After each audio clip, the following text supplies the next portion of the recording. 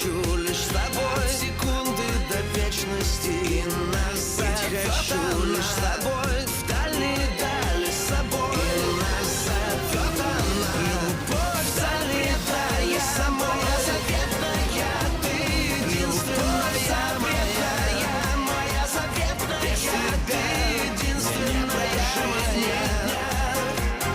Без тебя травы клонятся, будто молятся. Я склоняюсь пред тобой, будто молятся. Я склоняюсь пред тобой. И не надо мне, и не надо мне, не надо мне судьбы другой. И не надо мне, не надо мне судьбы другой.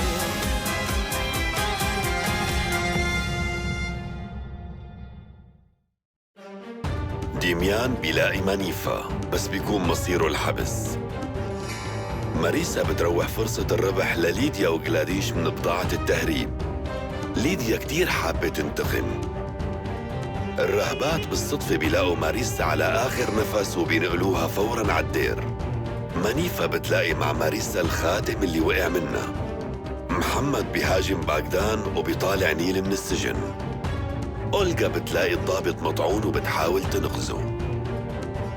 آلتان بيكتشف مدخل سري بغرفة اسكندر.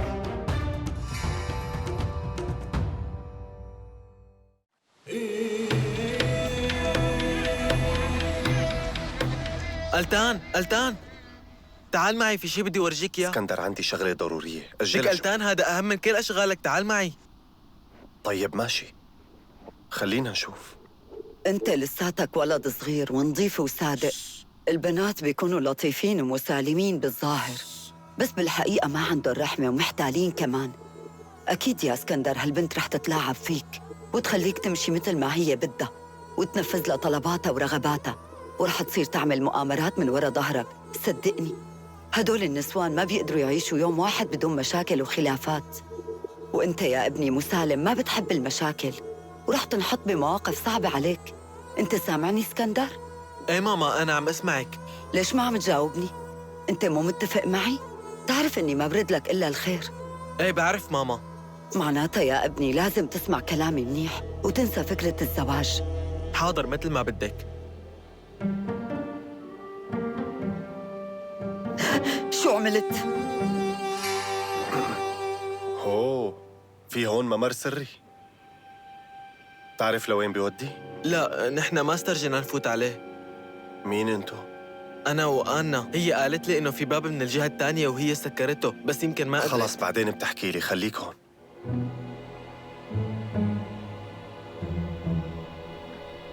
السلام عليكم دينيس خانم، ليش اجيتي حضرتك؟ كنت أنا اجيت لعندك. اترك لي مجاملاتك هاي دكتور، مو وقته هالحكي هاد.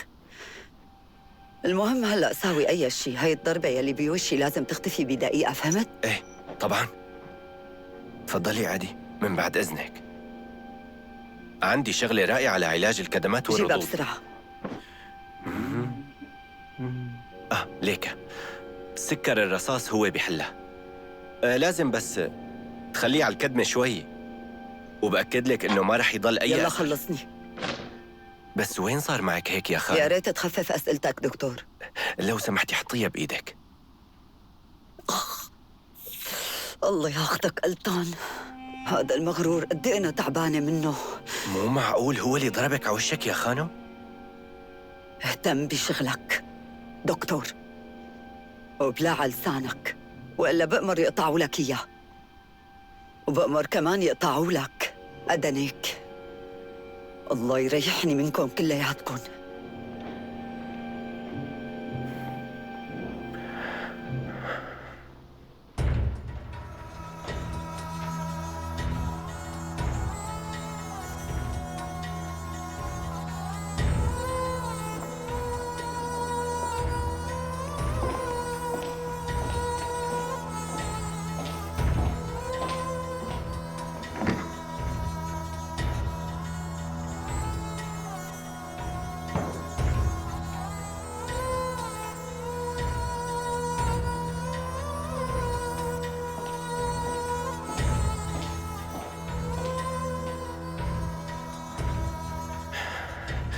دينيس خانم هلأ زعلانة مني، وكله بسببك يا فاطمة، لأنه أنت كان لازم تقتلي أيقول خانم. كل شي كان جاهز وقتها، ليش ما نفذتي المطلوب؟ أنت غلطانة كتير يا فاطمة، ولازم تصلحي الموضوع وتنفذي كل شي بأمرك فيه فوراً. طلعي فيني هلأ.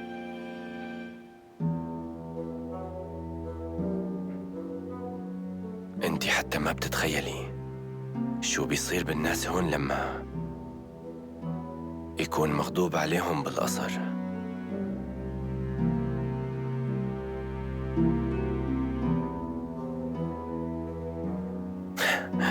منين بدك تعرفي؟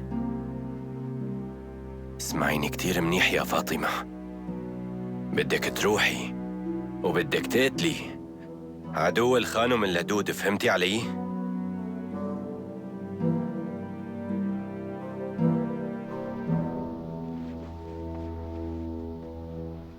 طولت كتير جوا، حسيتها الكم دقيقة ساعة وما كانت تخلص.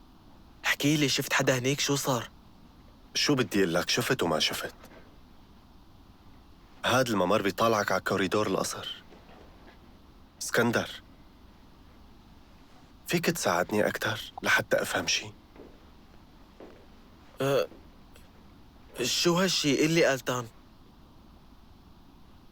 أنت بتعرف هذا الصوت؟ هلا أنا من زمان بسمعه، مع أني متأكد أنه مو أمي، بس شو ساوي؟ وما عندك أي توقعات مين ممكن تكون؟ لا يا ريتني بعرفها، حتى أنا ما بعرف مين يلي له قلب يتعامل معي بهي الطريقة. اللي عم يعمل هيك قصده يتحكم فيك. يتحكم فيني أنا؟ ليش؟ قلتان ليك، بترجاك شوف، خلينا نحاول نسكره من جوا بأي طريقة. للأسف هالشي مستحيل يا اسكندر. تذكري أهم شي يا فاطمة، انتي لازم تقتلي ألتان بيك، سمعتي؟ قبل ما هو يموت ممنوع انك تتحركي من غرفته، فهمتي؟ وبعدين بترجعي فوراً لهون بدون ضجة، فهمتي؟ وبتشربي من أنية الدواء هي اللي حاملها بإيدي، وهيك بضمن انك ما رح تحكي لحدا شي.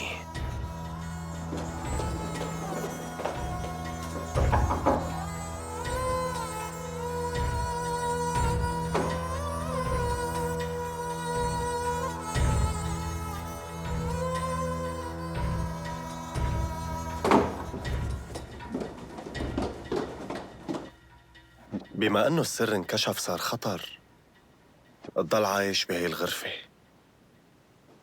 لازم تغير غرفة نومك. أكيد لا، أنا قريباً رح أتزوج وساعتها رح أنتقل من الحرم لك، بس أنا هلأ بقيان هون بالغرفة. اسكندر، المفروض تترك هالغرفة فوراً ولو مؤقتاً.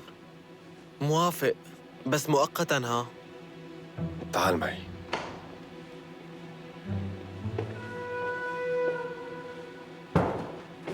فوت يلا. رح تضل عندي هون أمان أكتر. أنا شوي وبرجع. صحيح اللي حكيته؟ أنت عن جد نويت تتزوج؟ شي أكيد. ومين يا ترى؟ بدي آنا، بس خلي هالشي بيني وبينك، ما بدي حدا يعرف. يا ترى السلطان سليمي بيسمح بهالشي؟ لأنك لساتك صغير شوي. شو؟ قالتان، أنا بعد شهر بصير شخص بالغ وراشد، وبحق لي أتزوج، مين بيقدر يمنعني؟ طيب لا تزعل. إنه أنا بتعرف بالقصة؟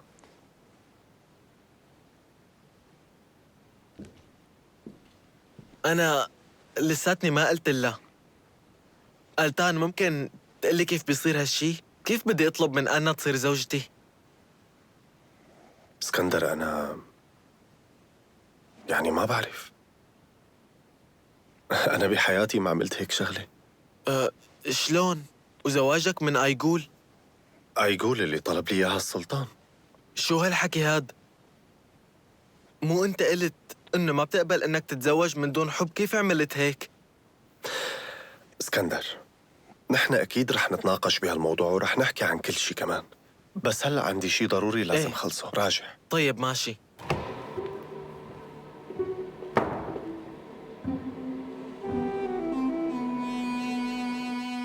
روحي فاطمة. دكتور، شوفي، حاسة في أصوات كتير براسي وما عاد شفت بعيوني. شو؟ معقول كون زودت جرعة الدواء؟ ممكن روح بغير مرة؟ شو هاد؟ ما تفكري حتى تفكير. انت بتعرفي قديش ضيعت جهد عليكي. امشي فاطمة، امشي. روحي واقتلي آلتان بيك وما ترجعي من دون ما تنفذي المهمة.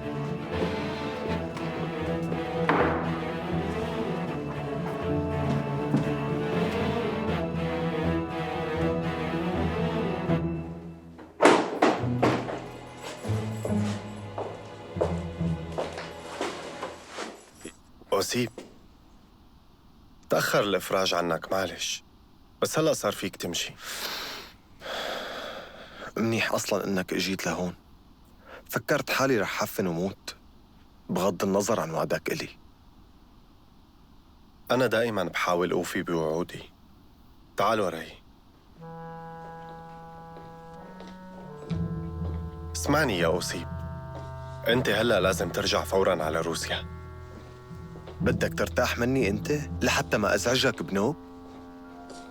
قديشك بني آدم غريب. لسه هلأ طلعت من السجن عم تحاول ترجع يعني؟ هذا يلي ناقص. بيطعموا أكل مقرف وبيهددوا الناس بالإعدام. رشيد باشا هو مستلم منصب عالي بالقصر على فكرة. ما بعرف ليش ما اطمن لك أبداً. معناها رح يحاول يستغل أي فرصة ليحطك بالسجن، لهيك انتبه له.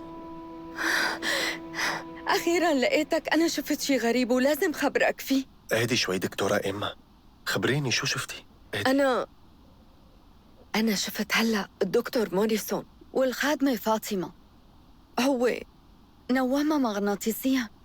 نومة مغناطيسية؟ ايه، خلاها بحالة لا وعي. بزمانه حضرت جلسة عند الدكتور شميت عن هي الحالة. وشو اللي خوفك؟ ممكن تكون هي طريقة للعلاج. لا، هو ما عالجها، كان عم يعطيها أمر. وشو هو الأمر؟ أمرها تروح على غرفة حضرتك. أنتي متأكدة؟ ايه، ومنيح إني لحقت نبه حضرتك بهالشي. تعال وراي.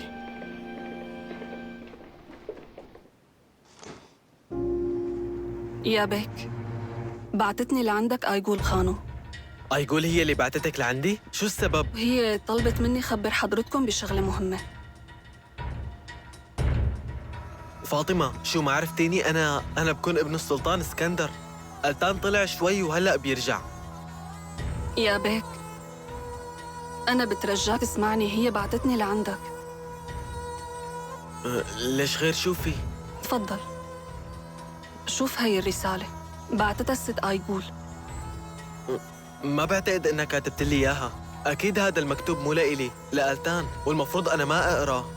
يا بيك، هي لحضرتك، اقراها. إيه، مو مشكلة.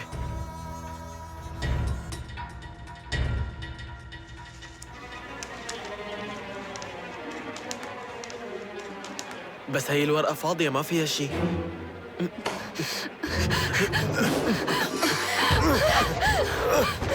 اسكندر، أنت منيح؟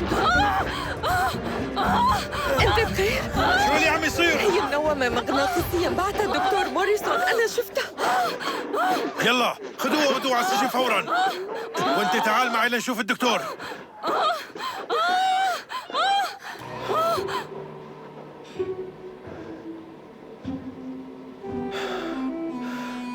أنا ما بعرف مين أنت، بس أنت هلأ أنقذت حياتي. شكراً إلك. هاد واجبي.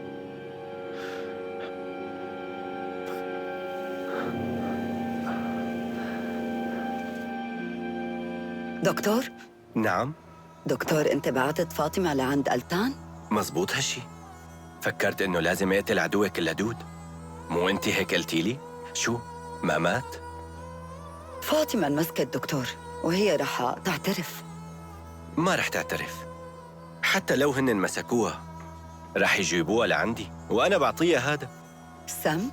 نقطة وحدة بتكفي. شو هالحكي؟ ابسولوتلي. الألمانية شافتك، شافت كيف بعتت فاطمة لعنده لألتان. جايين هلأ يقبضوا عليك. يقبضوا علي؟ ايه يقبضوا عليك.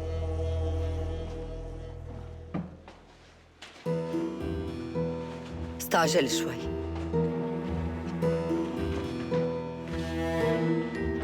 ما عنا وقت كتير، لحقني فوراً يلا.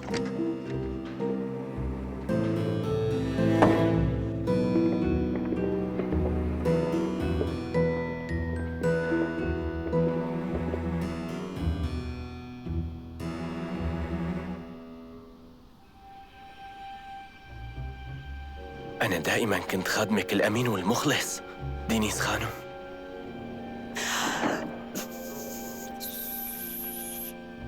الحراس، شوفوا الجهة الثانية.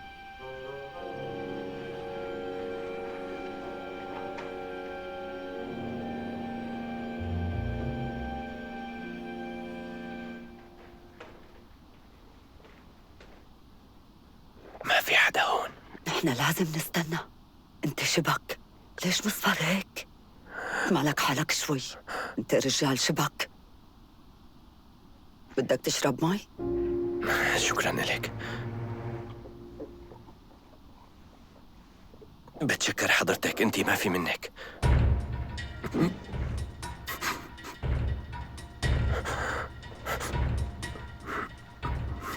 شو هاد؟ أنا دائما كنت مخلص لحضرتك. انت كنت مخلص للملكة الإنجليزية. انجلترا فوق الكل.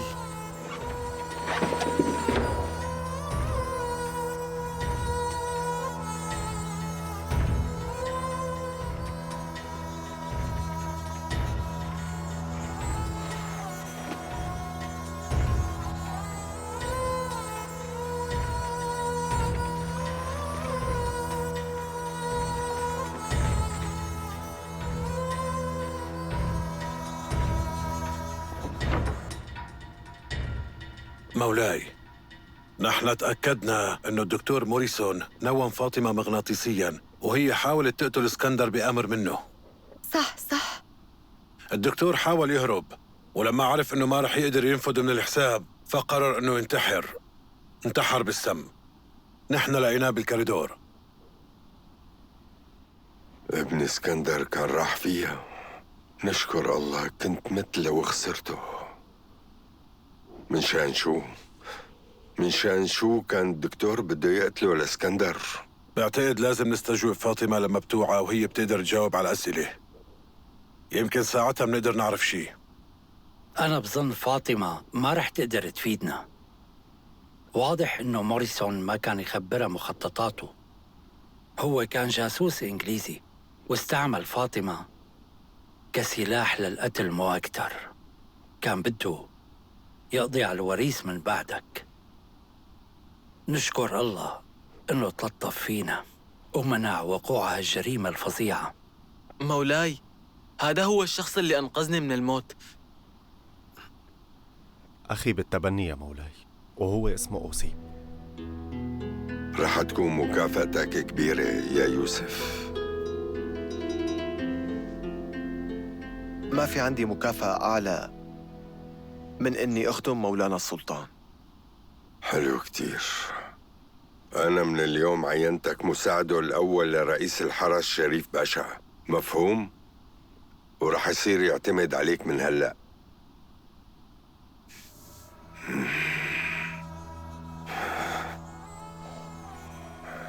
أنا تعبان، رح أترككن. تعال معي اسكندر، في موضوع بدي أحكي معك.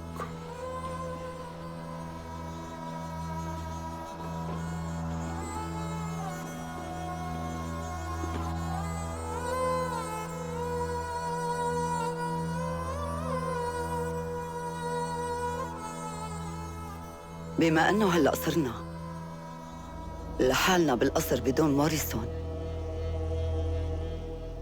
الدكتور اللي دعيته حضرتك، هذا الدكتور الروسي، بيكون إجا بالوقت المناسب. الأشخاص اللي اقترحوا لي إياه قالوا لي إنه هو دكتور وعالم كبير.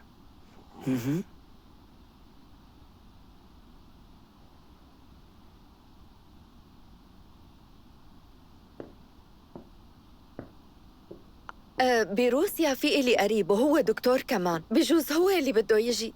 بس شو اسم الدكتور يلي دعيتوه يجي؟ أنا هلأ مو متذكر شو اسمه، بس يجي بتتعرفي عليه. بس قلي مين؟ تعال لعندي. شو؟ من هي اللحظة أنت تحت أمرتي. مفهوم.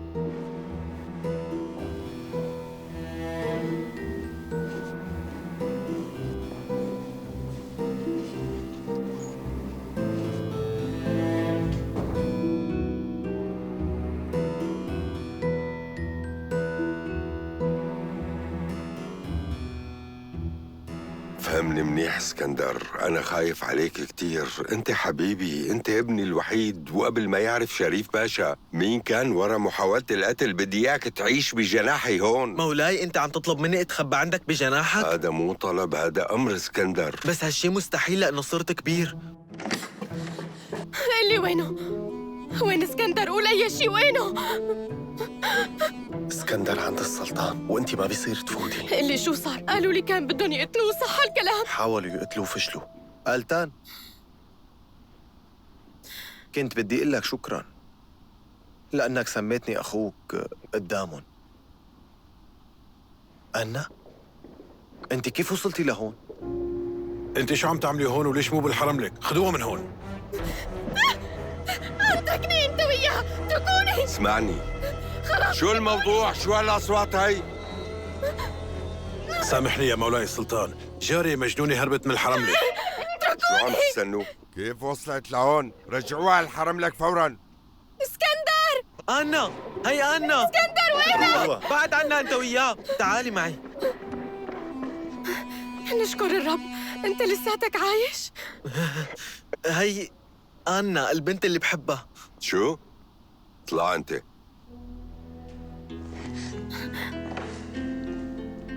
شو اسمك أنت؟ أنا. مولاي السلطان. شو؟ قولي مولاي السلطان. أنا مولاي السلطان. أنت حابة تكوني زوجة ابني؟ إذا اسكندر بيطلب إنه يتزوجني مولاي السلطان. إيه طبعاً أنا بطلبها. أنت عم تطلب من جارية من الحرم لك إنها تتزوجك؟ إيه. نحن بعاداتنا يا مولاي السلطان اسكندر لازم يطلب هالشي من أهلي بالأول، بس بما إنه ما إلي حدا اسمح لي قرر هالشي بنفسي. أنا موافقة.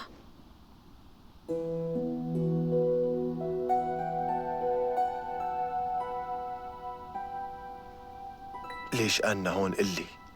وكيف هي إجت لهون؟ من روسيا. فهمت الحكي، بس هي هلأ بالحرملك. بحرملك السلطان، والظاهر هالشي مناسبها. لقيت هون حب حياتك أنه من غير ما تتوقع. هيك لكان حبته لهالولد هاد. هيك الظاهر.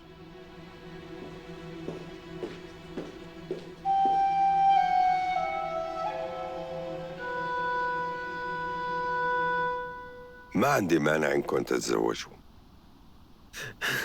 بتشكرك يا مولاي. شوف، على شرط إنه يكون بعد عرس ألتان وأيقول. شكراً مولاي السلطان. بس اسمعوني، زواجكم وعلاقتكم لازم تخلوها سرية. طيب ليش مسموح لألتان وأيقول ينحكى عن علاقتهم وأنا وأنا ممنوع في علينا؟ شيء مهم أنا لازم أقوله. بما إنك ناوي تتزوج أنا، ما بصير تضلك بالحرم لك، رح يجهزوا لك غرفة تانية. روحوا هلأ. شكراً مولاي السلطان.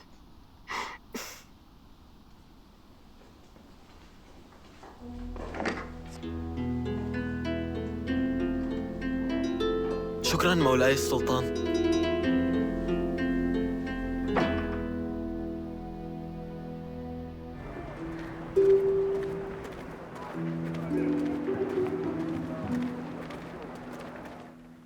انت معك حق باللي عم تقوله، مو ظابطة. اني اخذ سليمان واظهر بالقصر صعبة.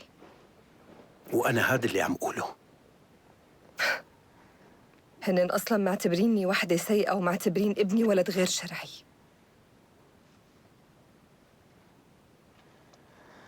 أول شغلة لازم غير الفكرة اللي أخدينا عني، حاجة. بس شلون والشخص اللي كان عم يدافع عني كل الوقت قتله؟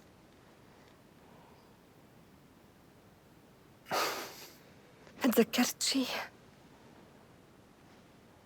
بروسيا ضل خادمه يلي كان اسمه أنوشورفان. يمكن المنجم قبل ما يموت لحق يخبره. أنا لازم أرجع لهنيك. يعني أنت حاسة في أمل؟ إيه في. أنت لازم تروح على روسيا فوراً، ولازم تلاقي أنوشورفان. أنا؟ هلأ مو هاد المهم أبداً. هلأ أهم شي بتعمله إنه تروح وتجيب غولي خان. غولي خان؟ شلون طيب؟ شلون ما بعرف. هو بيجي وهيك بيشوف ابنه، وهيك أنا برجع سمعتي وهو بيعترف بسليمان ابنه. وساعتها بس يعترف بسليمان ابنه، ساعتها بتجيني الجرأة إني روح على القصر وعرف مولانا السلطان على وريث العرش الحقيقي. طيب شو يعني بدك روح دغري؟ أنا مصيري هلأ معلق بين إيديك ساروكا.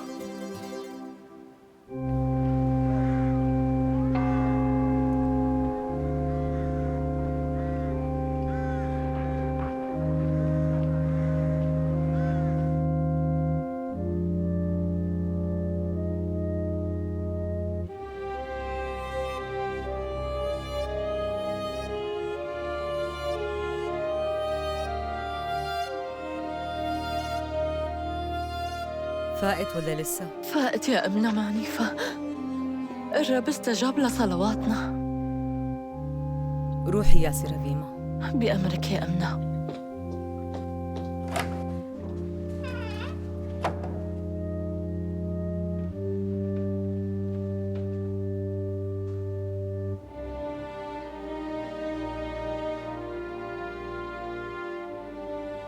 وين أنا؟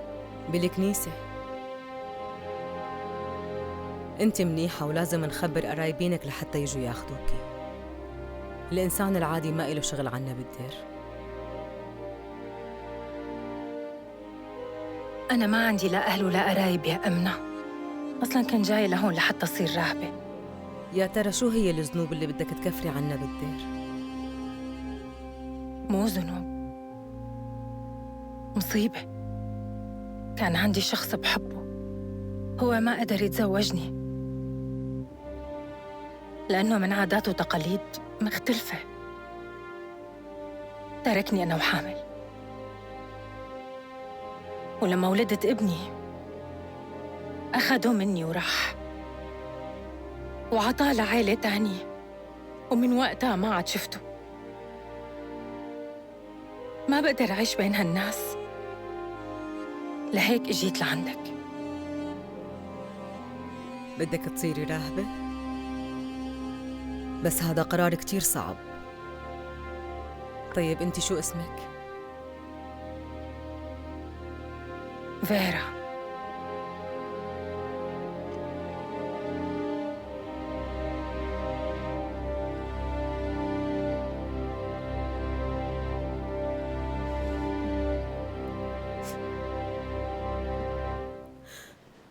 انت وضعك مو منيح، لهيك ارتاحي.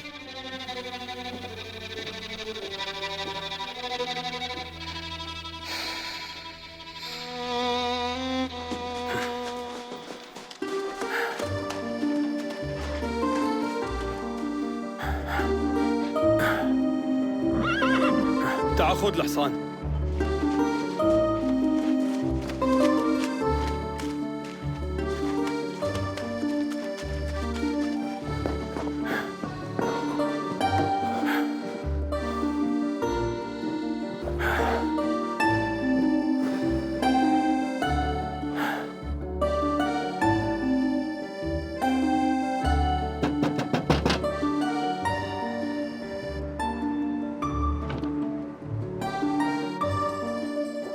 ماريسا،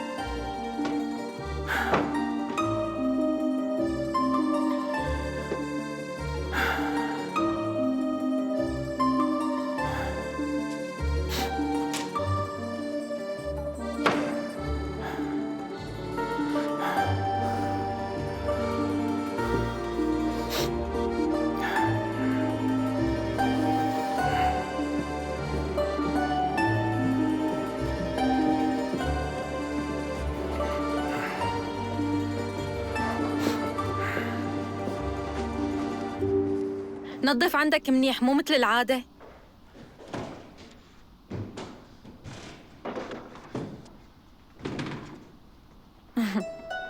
جاية لعندها؟ شو؟ شو؟ أنا شفتك كيف فوراً رحت ركض على غرفتها لفوق. ما أنا هون، عم تقضي وقت بشي محل، ما نامت هون. أنا جاي لعندك. لعندي؟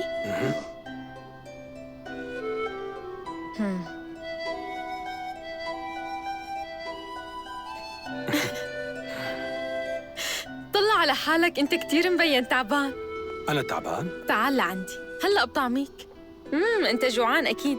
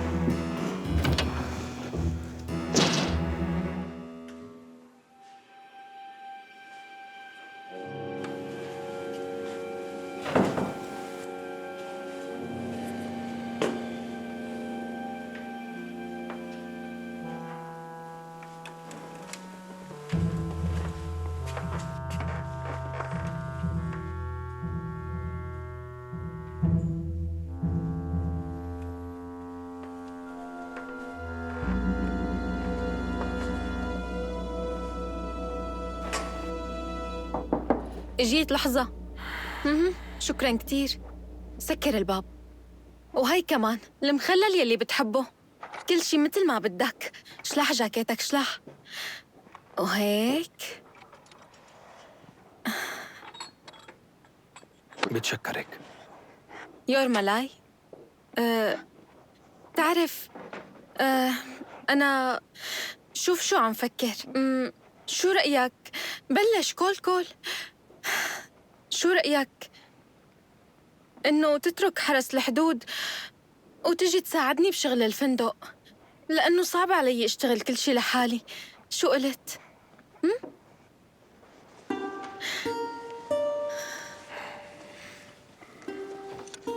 كيف بدي أترك حرس الحدود؟ قليلي. ومين هنن يعني؟ عيلتك مثلاً؟ هيك بتضيع كل عمرك عليهم، وبس تكبر بتضل لحالك وما في مين حواليك. ليك ليديا، أنا بعرف منيح إنك عم تفكر بنفس الشي، بس خجلان تعترف لي. شوف يعني لإمتى بدك تضل تركض على الحدود وتصيد الحرامية؟ أنا بعرف صعب عليك ترجع على البيت وما في مين عم يستناك لحتى يطمن.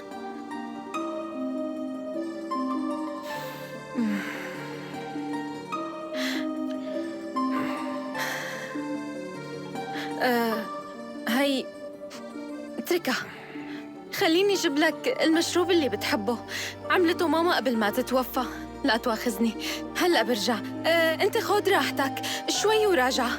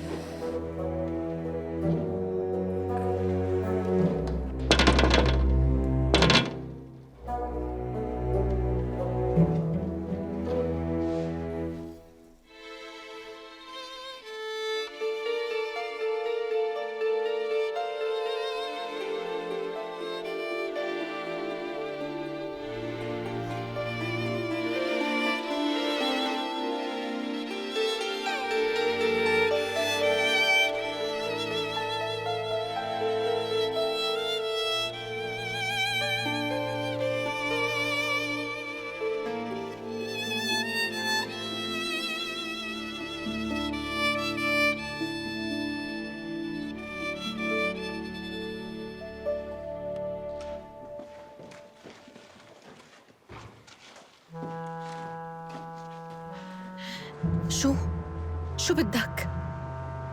أنا جبت لك شي رح يعجبك. فرجيني شو.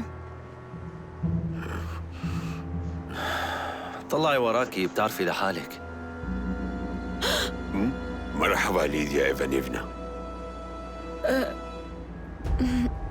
شلون طالعوك؟ طلعت من دعواتك إلي، بس أنت مبينة مو مبسوطة بشوفتي. لا شو عم تحكي، أنا كتير مبسوطة. صوت واحد بذبحك، فهمتي علي؟ طلعي طلعي طلعي.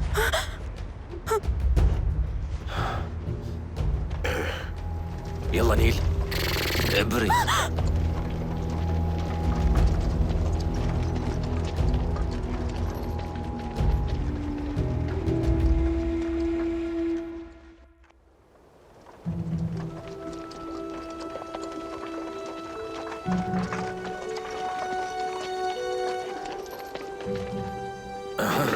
يلا قومي قومي، امشي قدامي. روحي، هون ما حدا رح يلاقيها. ما في حدا هون؟ لا، لهون بيجيبوا عربايات القمح ليطحنوها. بطلوا يجيبوها، صاحبتها تركت كل شي وراحت لعند أهلها، ورح تطول لترجع لهون. يلا اطلعي امشي، يلا يلا فوتي خلصيني. هيك تمام. لوين راحت؟ عم قلك راحت لعند أهلها، مرضت وما عاد قدرت تلحق على الشغل لهيك سافرت، ومشان هيك ما حدا رح يلاقي ليديا هون. المكان هون منيح. ايه مزبوط، خليها هون، بس أنا ما رح خليك تبيع على هدوك الأتراك. شو؟ شفقت عليها؟ ايش فقت عليها؟ شو فيها؟ فهمنا، هدي شوي. ما حدا بده يبيعها، بس نحن رح نطلب فدية. بالفندق اللي فاتحته في عندها مصاري، بهالمصاري منسافر على تركيا. لا تخاف، امشي، ما رح تقدر تفتح الباب. يلا امشي.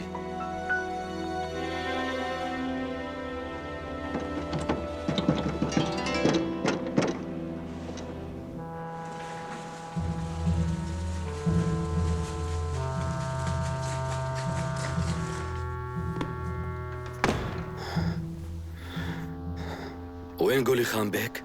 قولي خان بيك بغرفته، بس ما بعتقد بيقدر يستقبلك. ليش شو عنده؟ شبك ساكت هيك؟ واحد غبي.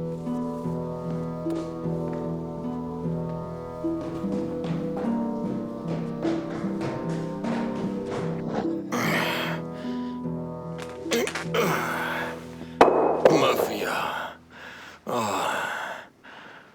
ما لازم امشي. لوين بدك تروح يا بيك؟ لازم دور على ماريسا.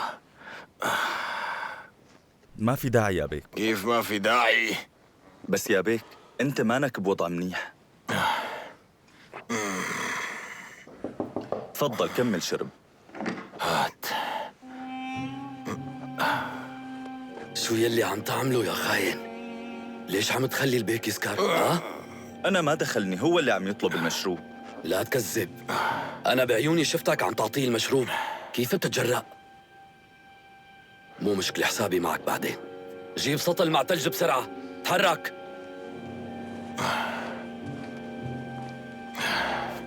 قولي خان بيك، اسمعني، ليش عم تعمل بحالك هيك؟ لا ما في داعي. طيب اسمعني، أنا لازم لاقيها. مين هي؟ مين بدك تلاقي؟ ماريسا.